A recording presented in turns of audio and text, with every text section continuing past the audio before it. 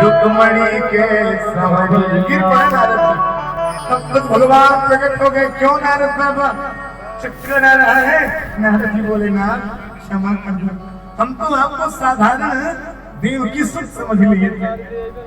हे परम ब्रह्म परमात्मा, इस नारद की ज्ञानता को क्षमा कर दो ना।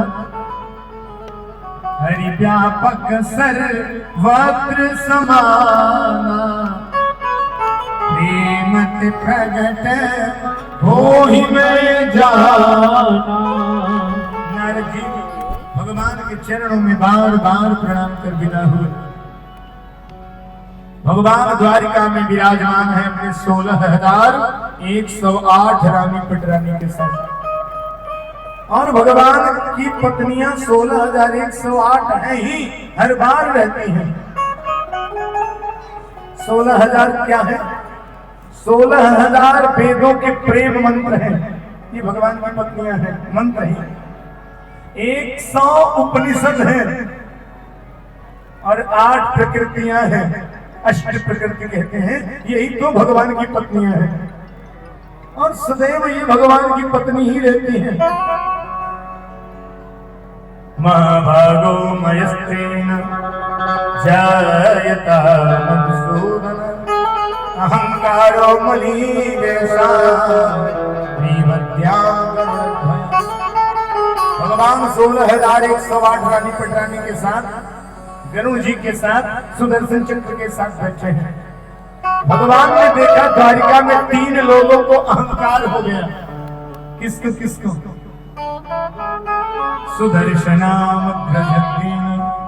सुदर्शन चक्र को अहंकार हो गया। अगर हम ना होते तो किसी को ठाकुर जी मार नहीं पाता।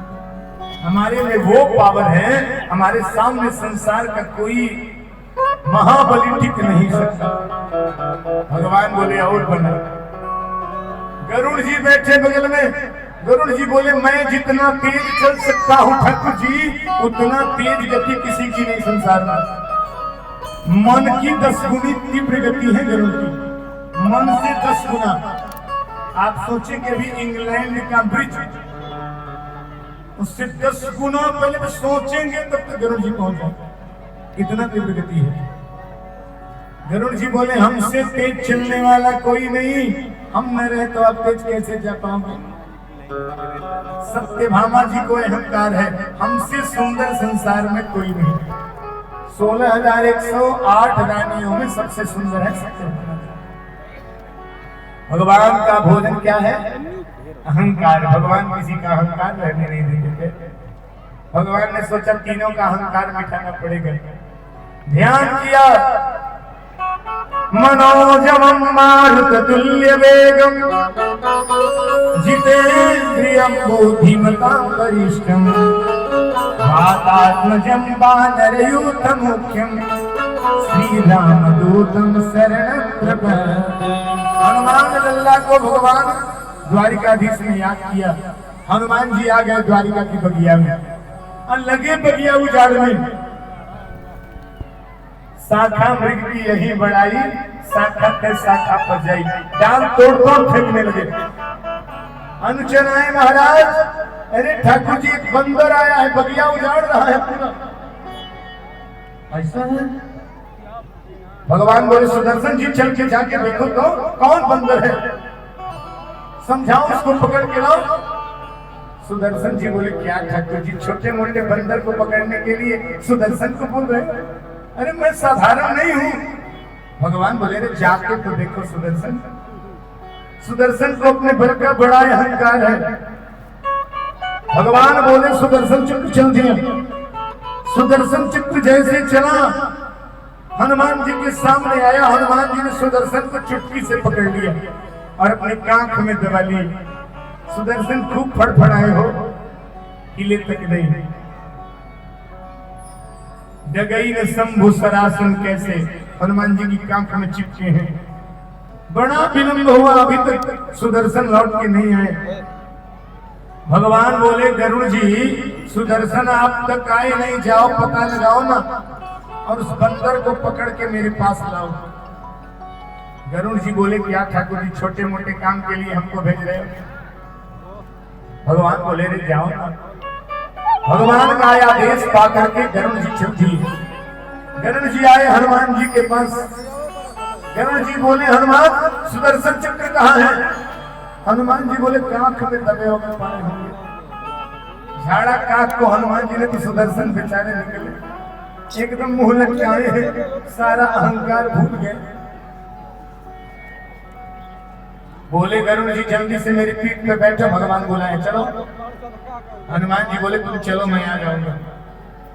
गरुड़ जी बोले अरे तुमको आने में कई घंटे लगेंगे और मन की गति से भी 10 गुनी चाल मेरी जाते हैं, मेरे पीठ पे बैठो भी पहुंचा दूंगा। जानते नहीं गरुड़ हूं मैं। हनुमान जी बोले चलो मैं आ रहा हूं। गरुड़ जी बोले बहुत विलंब हो जाएगी। हनुमान जी बोले तू चल मैं आ रहा हूं।